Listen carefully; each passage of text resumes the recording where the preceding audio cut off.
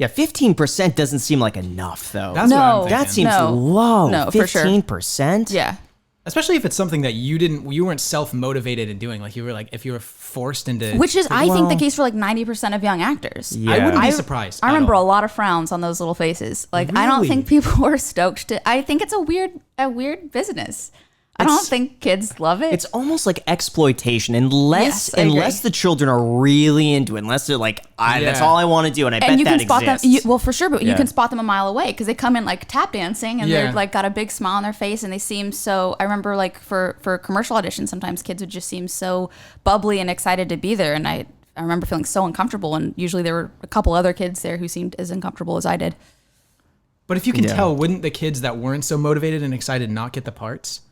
Well, it depends on the role. Like I got a lot of really sad kid roles, like a lot of guest episodes of Law and Order or Judging Amy, Without a Trace, the really sad children.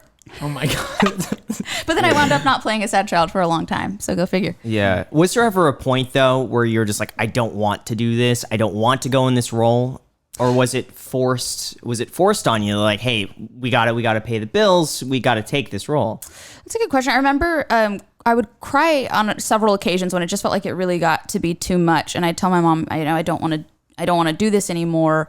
But she would either say like, "Net, you don't mean that," or she'd say, "Well, we need this." So there were kind of two different arguments that she would, hit me back with, and then I'd feel guilty. And, would keep doing it.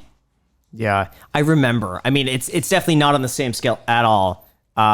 This is a terrible comparison, but I remember my dad, my mom and dad both really wanted me to take piano lessons, and I was good at piano, and I liked playing the piano. I just hated the lessons because the teacher would make me do the scales, and I hated the scales, and I hated sight reading music. And I remember the same thing.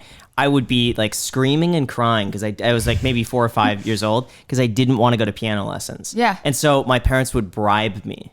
Back then it was Tamagotchis. They'd be like, we'll get you a Tamagotchi if you go to piano lessons. And so then I'd go, but I'd hate it. But looking back now, I wish I had stuck with it. Really? Yeah.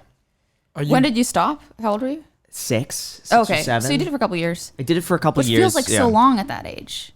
That must have Yes. felt like, that was like almost half your life. Yeah. I just don't think I understood the benefit of like, looking back now, I could see like, sight reading music would be awesome. Knowing the scales would be essential for playing music. But back then I just couldn't conceptualize. I just would hear Mozart or Beethoven and be like, I want to play that, but never realizing how the scales play into that. So Sure. something, at least for me, I regret that. I look back on it sometimes and I wonder, I wish that I was able to look back on it and have more of a like, well, it's really cool that I did that and that I have, financial security because of it. But, the financial security aspect is the thing that I'm most grateful for. But otherwise, I just think it really was pretty damaging for me. And I find it difficult to be grateful for, but I wish that I had more gratitude about it. Yeah.